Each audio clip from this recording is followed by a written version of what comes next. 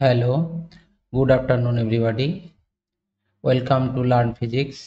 আজকে তোমাদের circular মোশনের MCQ এর সলিউশন এবং হিন্টসের থার্ড ক্লাস শুরু করছি। তো চলো শুরু করি এই ক্লাসের নেক্সট এমসিকিউ।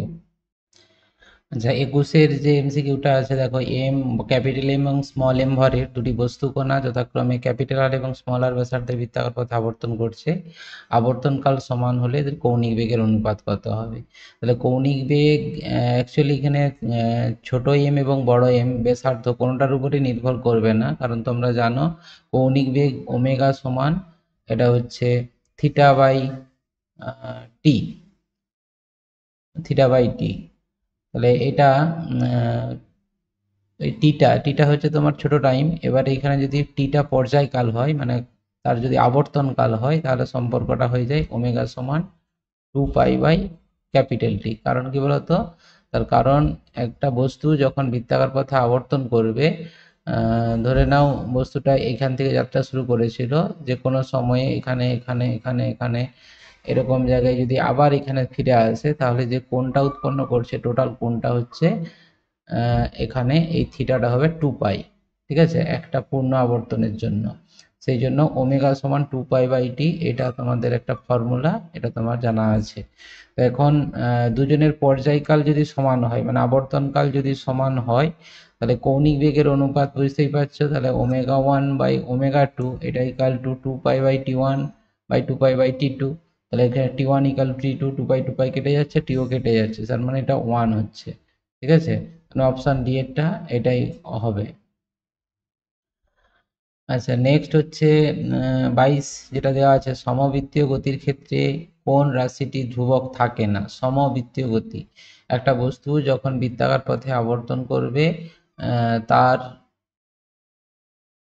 এই যে গতিটা, এই গতিটাকে আমরা সমবৃত্তীয় গতি তখনই বলবো যদি সমান সময়ের অবকাশে, মানে সমান পথ অতিক্রম করে। অর্থাৎ ধরো এ থেকে বিতে একটা নির্দিষ্ট সময়ে গেল, বি থেকে সিতে যদি আসে সেই সময়ে, সি থেকে ডি যদি আসে সেই সময়ে, তখন এই গতিটাকে সমদ্রুতি বা সমবৃত্তীয় গতি বলা হবে, মানে একই কৌণিক বেগ নিয়ে যদি আবর্তন করে।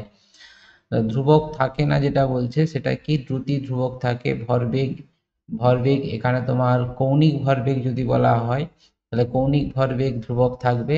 রৈখিক ভরবেগ হলে এটা পরিবর্তন হয়। গতিশক্তি একই থাকে, তোমার হচ্ছে ভর একই থাকে। ঠিক আছে, তার মানে এখানে ভরবেগ, এই ভরবেগটাই হবে অ্যাকচুয়ালি। এটা যদি কৌণিক ভরবেগ বলতো তাহলে কিন্তু কৌণিক ভরবেগের পরিবর্তন হতো না, কারণ কৌণিক ভরবেগ এটা তোমরা জানো এল সমান হচ্ছে আই ওমেগা।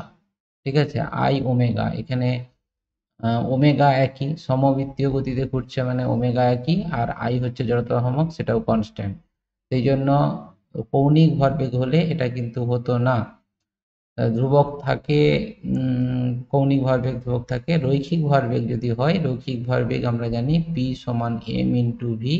এখানে ভিটা কি? সময়ের সাপেক্ষে তার অভিমুখটা পরিবর্তন হয়, সেই জন্য বেগের পরিবর্তন হয়। ঠিক আছে, সেই জন্য ভরবেগ পরিবর্তন হয়। তাহলে অপশন বি এরটা এটা হবে। নেক্সট হচ্ছে 23-এর অঙ্কটা, যেটা দেওয়া আছে দেখো, আর মানে সুষম কৌণিক বেগে আর ব্যাসার্ধের বৃত্তপথে ঘূর্ণয়মান কোনো বস্তুর পি আর থিটা বিন্দুতে ত্বরণের মান কত হবে? তো এখন আমরা যেটা জানি যে যখন কোনো একটা বস্তু বৃত্তাকার পথে আবর্তন করে, এক্ষেত্রে একটা বস্তু যখন এরকম বৃত্তাকার পথে আবর্তন করবে,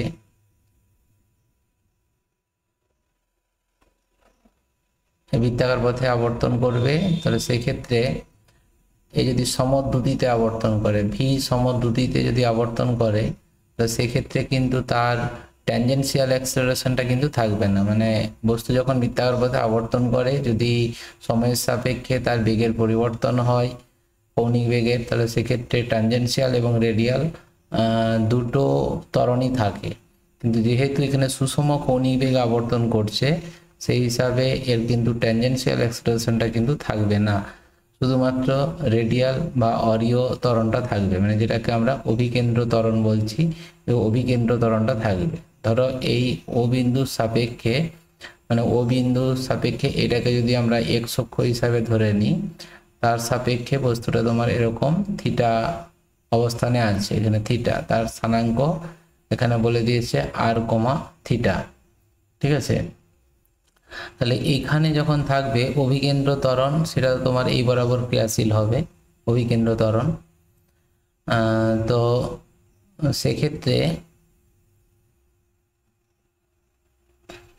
অভিকেন্দ্র ত্বরণ যদি এদিকে ক্রিয়াশীল হয়, তার দুটো এখানে উপাংশ বিভাজন হবে, একটা তোমার এই বরাবর আর একটা এই বরাবর। ঠিক আছে, তাহলে এই কোণটা থিটা হলে এই কোণটা থিটা হচ্ছে, অর্থাৎ ভি স্কোয়ার বাই আর এর এই বরাবর হবে। তো অভিকেন্দ্র ত্বরণটা কত? অভিকেন্দ্র ত্বরণ এসি সমান হচ্ছে ভি স্কোয়ার বাই আর।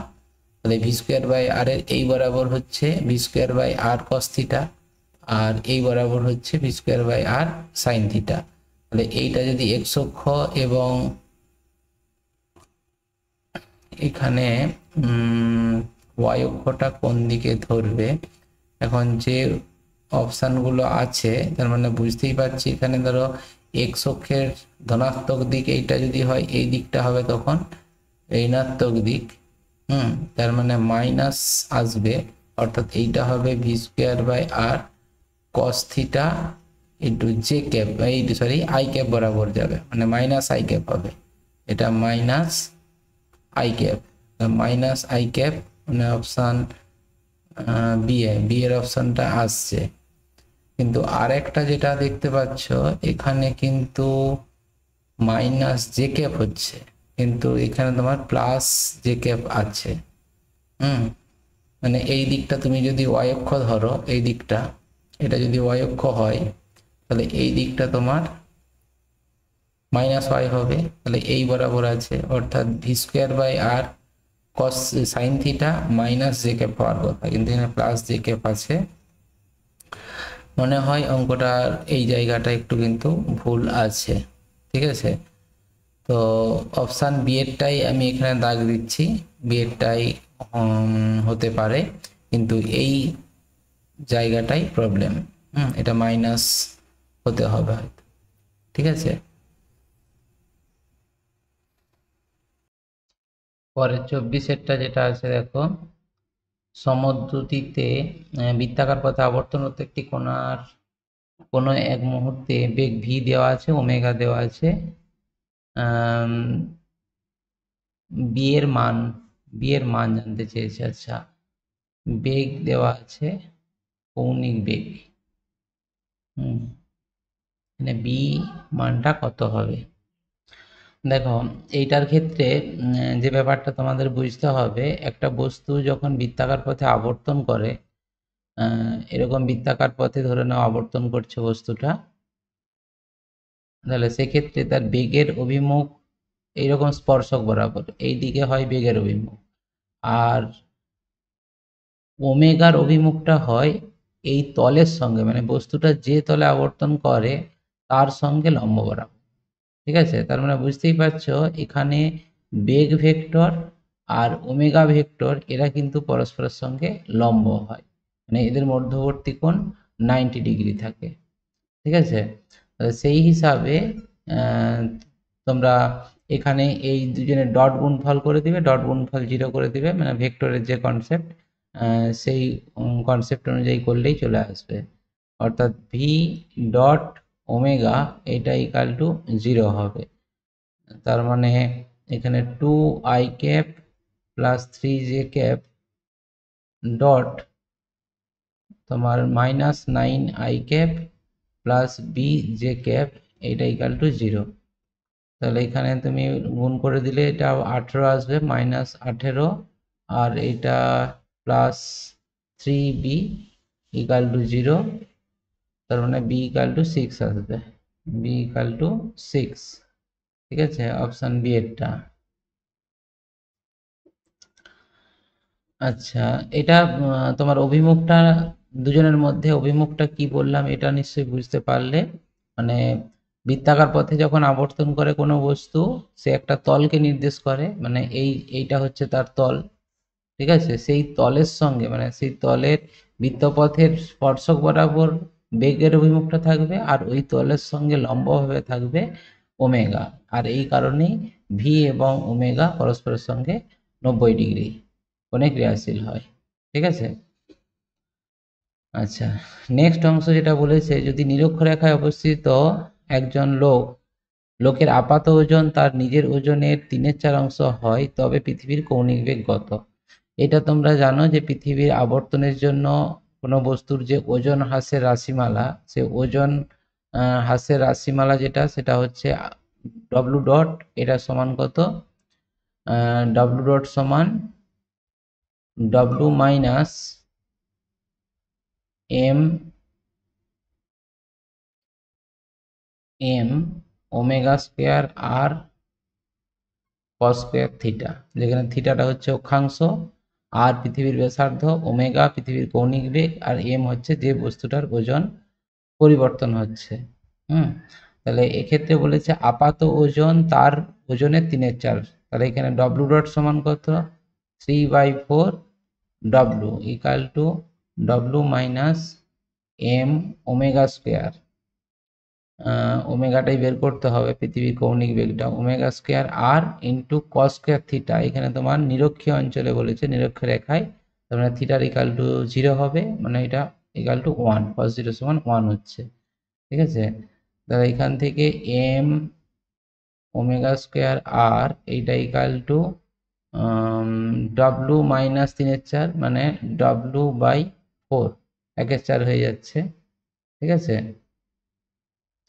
তাহলে এখান থেকে ডব্লু, এটা ডব্লু আর এটা কিন্তু ওমেগা। হ্যাঁ, ডব্লু সমান mg বসিয়ে দাও, কেটে যাবে। তাহলে এটা এম ওমেগা স্কোয়ার আর এটার জায়গায় আমি বসিয়ে দিচ্ছি mg/4, কেটে যাবে।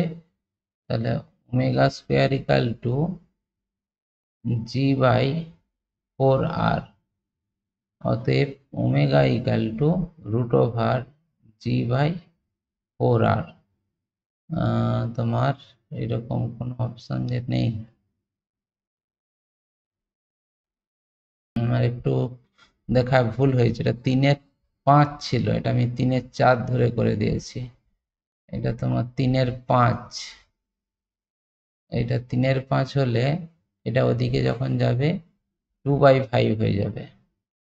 ঠিক আছে, 2/5, 2/5, 2/5, 2/5, 2/5। ঠিক আছে, তার মানে 2/5 g/r, √r 2/5 g/r। অপশন এটা, এর অপশনটা হচ্ছে।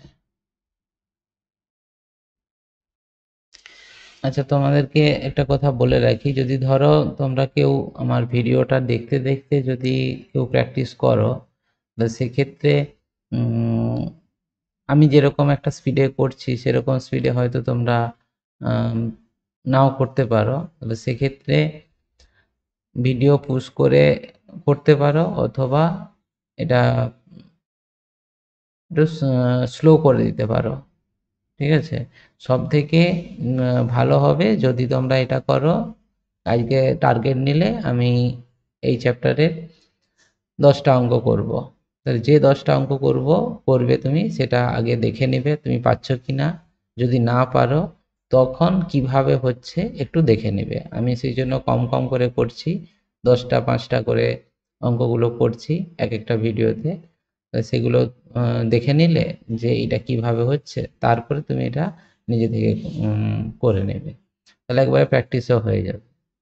দেখে দেখে হুবহু দেখে দেখে প্র্যাকটিস করাটা কোনো কাজের হবে না, মানে যেই মুহূর্তে দেখবে সেই মুহূর্তে মনে থাকবে, তারপরে আবার ভুলে যাবে। ঠিক আছে, এটা সবসময় খেয়াল রাখবে যে আমি যেগুলো পাচ্ছি না সেইগুলো কিভাবে হচ্ছে সেইগুলোকে একটু বুঝে নেওয়া। বুঝে রাখাটা কিন্তু তোমার কাজ, মানে মাথার মধ্যে তোমাকে এই ঘটনাটা বুঝে রাখতে হবে যে কিভাবে হচ্ছে। ঠিক আছে, মানে কোনো অঙ্ককে এইটা মুখস্থ করবে না যে এইটা এরকম ভাবেই হবে, এরকমটা নয়। তার পিছনে প্রত্যেকটা অঙ্কের পিছনে একটা লজিক আছে, সেই লজিকটাকে মনে রাখতে হবে যে কেন এটা হচ্ছে। তবেই দেখবে অন্যান্য অঙ্কগুলো করার ক্ষেত্রে এই লজিকটাকে তুমি কাজে লাগাতে পারবে। ঠিক আছে? তো দেখো নেক্সট 26-এর যে অঙ্কটা আছে, 26-এরটা, সমদ্রুতিতে বৃত্তাকার পথে ঘূর্ণায়মান কোনো বস্তু কণা যে সময়ে থিটা কোণে ঘোরে সেই সময়ে কণার বেগের পরিবর্তন হবে।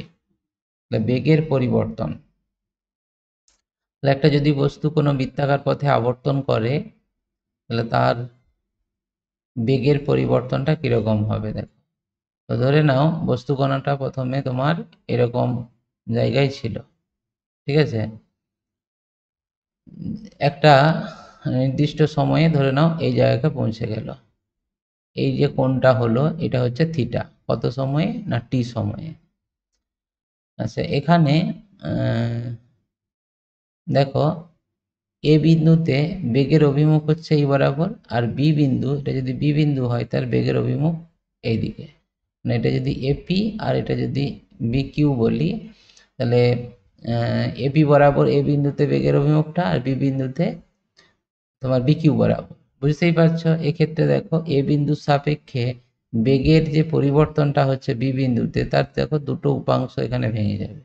এই কোণটা যদি থিটা হয় তাহলে একান্তর কোণ হিসাবে এই কোণটা থিটা হবে, আর এই কোণটা থিটা হলে এই কোণটা থিটা হবে।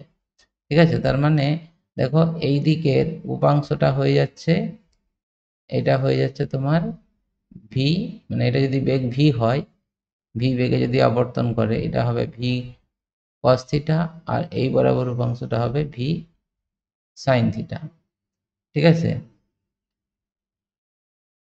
তাহলে এ বিন্দুর সাপেক্ষে বি বিন্দুতে বেগের পরিবর্তন কত হচ্ছে, বেগের পরিবর্তন এর দুটো অভিমুখে পরিবর্তন হচ্ছে, একটা হচ্ছে অনুভূমিক ভাবে আর একটা হচ্ছে উলম্ব দিকে, মানে ব্যাসার্ধ বরাবর।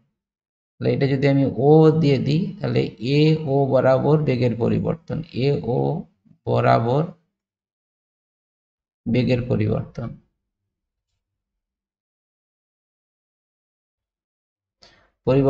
এটাকে আমি ডেল্টা ভি ওয়ান বলছি। ডেল্টা ভি ওয়ান সমান কত, এ ও বরাবর এ বিন্দুতে কোনো বেগ ছিল না, আর এই বরাবর হচ্ছে বেগটা হচ্ছে ভি সাইন থিটা, তাহলে V sign theta minus zero, অর্থাৎ ভি সাইন থিটা এটাই হবে।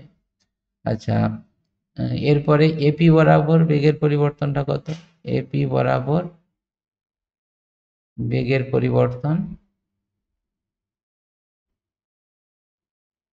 এটা ডেল্টা ভি ভি টু, এটা সমান কত দেখো, এপি বরাবর প্রাথমিক বেগ ছিল ভি আর পরে কত হয়েছে ভি কস থিটা, তাহলে V cos theta minus V, তাহলে এখানে ভি কমন নিলে কস থিটা মাইনাস ওয়ান। ঠিক আছে, এইটা এবারে লব্ধি বেগের পরিবর্তন,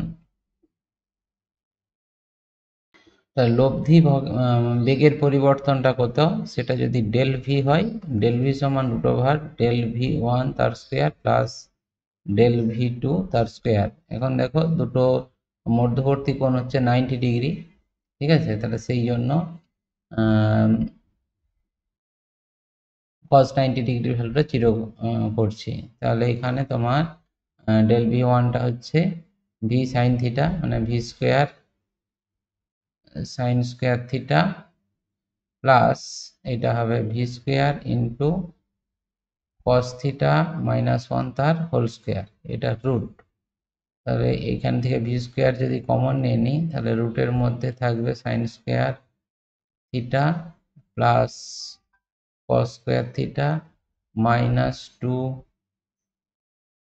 কস থিটা প্লাস ওয়ান। ঠিক আছে, sine square theta plus cos square theta সমান ওয়ান হয়ে যাচ্ছে, তার মানে V square into two minus two cos theta, তাহলে এখান থেকে ভি স্কোয়ার টু কমন নিলে ওয়ান মাইনাস কস থিটা, মানে 1 মাইনাস কস থিটা সমান এটা লিখতে পারবে V square into 2 sine square theta by 2। তাহলে এটা 2 × 2 মানে 4, 4 এর রুট সমান 2, তার মানে 2 ভি স্কোয়ার ইন্টু সাইন স্কোয়ারের রুট করলে সাইন থিটা বাই 2। তোমার 2 V square sine theta by 2, 2 V square, sorry sorry sorry সেটা ভি স্কোয়ারটা হবে না, এটা ভি হবে, কারণ রুটের বাইরে বেরিয়ে গেছে না, এটা ভি হবে। অপশান বি এরটা এখানে হয়ে যাচ্ছে, হ্যাঁ, এটা অপশান বি এরটা এটা হবে। বুঝতে পারলে? এটা অ্যাকচুয়ালি তোমাদের অভিকেন্দ্র ত্বরণের রাশিমালা যে বের করার যে থিওরিটা, সেই থিওরির কনসেপ্ট এখানে একটু কাজে লাগলো। সেই জায়গায় এখানে কোনটা ক্ষুদ্র ধরা হয়েছিল, ক্ষুদ্র ধরলে তাহলে cos থিটা টেন্স টু 1 হয়ে যাবে, sine theta tends to theta হয়ে যাবে। তাহলে cos থিটা টেন্স টু 1 হলে তাহলে দেখো এখানে এটা 0 হয়ে যাচ্ছিল, মানে এপি বরাবর বেগের কোনো পরিবর্তন হয়নি। এটা তখন বলা হয়েছিল। যাই হোক, এখানে তোমার তো ক্ষুদ্র নয়, সেটা ধরে নিয়েই তোমাকে করতে হবে। ঠিক আছে? আচ্ছা, নেক্সট হচ্ছে যেটা আছে, একটি বস্তুকণা ভি সমদ্রুতিতে একটি বৃত্তাকার পথে পরিভ্রমণ করে, অর্ধেক ঘূর্ণনে এর গড় বেগ। গড় বেগ কত? এটা অ্যাকচুয়ালি তোমাদের সেই বৃত্তীয় গতির, সরি, একমাত্রিক গতির যে অঙ্কগুলো করেছিলে না, সেই সেই ধারণা গড় বেগের যে ব্যাপারটা। তো এখানে বস্তুটা ধরে নাও এ বিন্দুতে ছিল, তার বেগের অভিমুখটা তোমার ছিল এই দিকে। সে যদি এইদিকে আবর্তন করে, তোমার অর্ধ ঘূর্ণনের পর সে তোমার বি বিন্দুতে পৌঁছাবে। হ্যাঁ, একটি বস্তুকণা ভি দ্রুতিতে সুষম দ্রুতিতে একটি বৃত্তাকার পথে পরিভ্রমণ করে, অর্ধেক ঘূর্ণনে এর গড় গতিবেগ কত হবে? তাহলে গড় গতিবেগ এখানে বের করতে হবে। তাহলে গড় গতিবেগ সমান কত? মোট অতিক্রান্ত পথ বাই তোমার হচ্ছে মোট সরণ বাই সময়, এটা হয়। আচ্ছা, তাহলে এটা যদি ধরে নেওয়া হয় যে আর ব্যাসার্ধের বৃত্তপথে বস্তুটা আবর্তন করছে, তাহলে অর্ধ পথে অতিক্রান্ত পথটা মানে সরণটা কত, যেহেতু গড় গতিবেগ বের করতে বলেছে, তাহলে গড় গতিবেগ সমান আমরা জানি সরণ বাই সময়। তাহলে গড় বেগ এটা সমান সরণ বাই সময়। সরণটা কত? এখানে 2r, আর সময়টা আমাদেরকে বের করতে হবে, অর্থাৎ এ বিন্দু থেকে বি বিন্দুতে আসতে কত সময় লেগেছে। আচ্ছা, সেটা বের করার জন্য দেখো এটা অর্ধপথ বলেছে, তো তাহলে প্রয়োজনীয় সময় টি সমান কত? S by V, S is equal to VT, কারণ এখানে সমদ্রুতিতে আবর্তন করছে। তাহলে এসটা কত? এস হচ্ছে তোমার পাই আর, আর ভি দুটিতে আবর্তন করছে পাই আর বাই ভি। এটা এখানে পুট করে দাও, 2r divided by pi r by V, তার মানে 2r কেটে যাচ্ছে, 2v বাই পাই, তোমার অপশান বি এরটা। ঠিক আছে, এটা হবে। এখানে যেটা বলেছে, একটি বস্তুকণা তোমার ঘড়ির কাঁটার দিকে ঘুরছে, আবর্তন করছে বৃত্তাকার পথে। ঘড়ির কাঁটার দিকেই ঘুরুক বা বিপরীত দিকেই ঘুরুক, যাই হোক না কেন, এখানে যেটা বলছে ভি সমদ্রুতিতে আবর্তন করছে। ভি সমদ্রুতি মানেই কৌণিক বেগটা কনস্ট্যান্ট ওমেগা। ঠিক আছে, কারণ এর ব্যাসার্ধটা ফিক্সড, আর ব্যাসার্ধের বৃত্তপথে আবর্তন করছে, তাহলে ওমেগা সমান আমরা জানি ভি বাই আর। তাহলে স্বাভাবিকভাবেই এখানে কৌণিক বেগটা ধ্রুবক থাকে, কৌণিক বেগটা কিন্তু একই থাকে, ওমেগা ইকাল টু কনস্ট্যান্ট। সমদ্রুতিতে যখন আবর্তন করবে কৌণিক বেগটাও একই থাকবে, মানে অপশান এরটাই হবে। কিরকম ভাবে কৌণিক ভরবেগ ধ্রুবক থাকে না, মানে কৌণিক ভরবেগ যদি ধ্রুবক থাকে এই অপশানটা হতো, তাহলে সেটাও কিন্তু থাকতো। মানে ওই অপশানটাও হতো, এটা না বলেছে কিন্তু থাকে হবে। আর রৈখিক ত্বরণ ধ্রুবক থাকে, রৈখিক ত্বরণ তো এখানে থাকবেই না। কেন বলতো? কারণ বৃত্তাকার পথে আবর্তন করছে, বৃত্তাকার পথে আবর্তন করলে তার তো কৌণিক বেগটা কনস্ট্যান্ট, তাহলে কৌণিক ত্বরণ যেটা, কৌণিক ত্বরণ আলফা, আলফা সমান D omega by DT, D omega by ডিটিটা 0 হচ্ছে, আলফা সমান 0 হওয়া মানে তোমার A equal to R alpha, যে ফর্মুলাটা আর আলফা, আলফা 0 হওয়ার জন্য এও 0 হবে। ঠিক আছে, রৈখিক ত্বরণ ধ্রুবক থাকবে, এটাও হবে না। রৈখিক ভরবেগ ধ্রুবক থাকবে, যেহেতু এখানে বেগের প্রতি মুহূর্তে পরিবর্তন হচ্ছে, বেগটা পরিবর্তন হচ্ছে ওই মুখে, সেই জন্য রৈখিক ভরবেগ পরিবর্তন হবে, এটা ধ্রুবক থাকবে না। ঠিক আছে, তার মানে এখানে অপশান এটা হবে। নেক্সট হচ্ছে 29-এরটা, যেটা বলেছে একজন সাইকেলের পিছনের ও সামনের চাকার ব্যাসার্ধ R1 এবং R2, কৌণিক বেগ ω1 ω2 হলে যথাক্রমে সাইকেলের পিছনে এবং সামনের চাকার কৌণিক বেগ, আচ্ছা কোনটি সঠিক? দেখো এখানে একটা সাইকেল যখন তোমার আবর্তন করবে, সাইকেলের চাকা যখন আবর্তন করবে, তো সেক্ষেত্রে আবর্তন করতে করতে তো গতিশীল হবে। ঠিক আছে, সাইকেলটা গতিশীল হবে, ধরো এও আবর্তন করছে এও আবর্তন করছে, যে সাইকেলটা সামনের দিকে গতিশীল হচ্ছে, তাহলে এক্ষেত্রে তাদের রৈখিক বেগ মানে ভিটা, সেটা কিন্তু কনস্ট্যান্ট, মানে সাইকেলটা একই বেগে, দুজনের রৈখিক বেগটা একই হবে। ঠিক আছে, তো সেই জন্য ভি ইকাল টু ওমেগা আর, এই ফর্মুলা অনুযায়ী ভি ইকাল টু ওমেগা, মানে প্রথম চাকার ক্ষেত্রে ω1 R1 আর দ্বিতীয় চাকার ক্ষেত্রে এটা ω2 R2, যেহেতু বেগটা একই তার মানে ω1 R1 ইকাল টু ω2 R2, সেই কারণে অপশান সি এরটা এটা হচ্ছে। ঠিক আছে,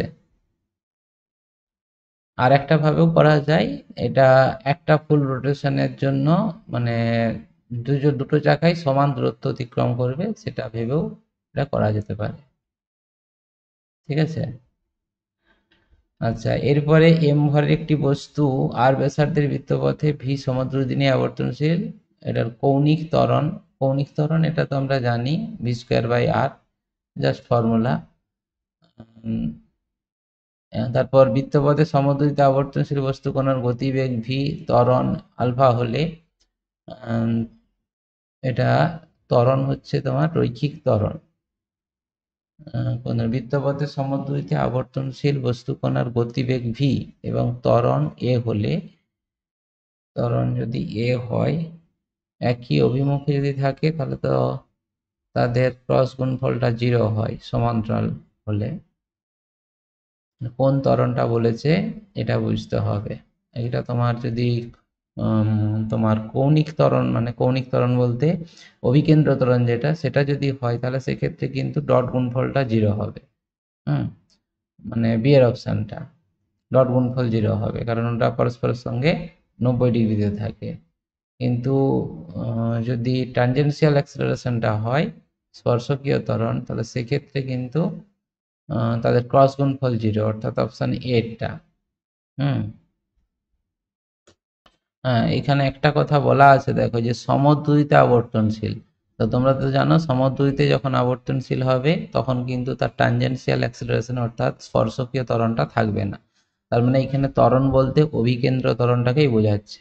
তাহলে অভিকেন্দ্র ত্বরণ যদি হয় তাহলে বুঝতেই পারছো, সেক্ষেত্রে তোমার স্পর্শক বরাবর বেগের অভিমুখ, মানে বেগের অভিমুখ হচ্ছে এরকম স্পর্শক বরাবর, আর ত্বরণের অভিমুখ কেন্দ্র বরাবর, মানে এই দিকে হচ্ছে এ আর এই দিকে হচ্ছে ভি, এদের মধ্যবর্তী কোণ 90 ডিগ্রি, সেই জন্য অপশান বি এরটা হবে, তাদের ডট গুণফল 0 হবে। আর একই কোশ্চেন, সমবৃত্তীয় গতিতে বস্তুর ত্বরণ v²/r, দুটো একই। এটা পর্যন্তই আজকের ক্লাসটা থাক, মানে বাকি কোশ্চেনগুলো পরের ক্লাসগুলোতে করব। ঠিক আছে, অঙ্কগুলো প্র্যাকটিস করো ভালো করে। Thank you.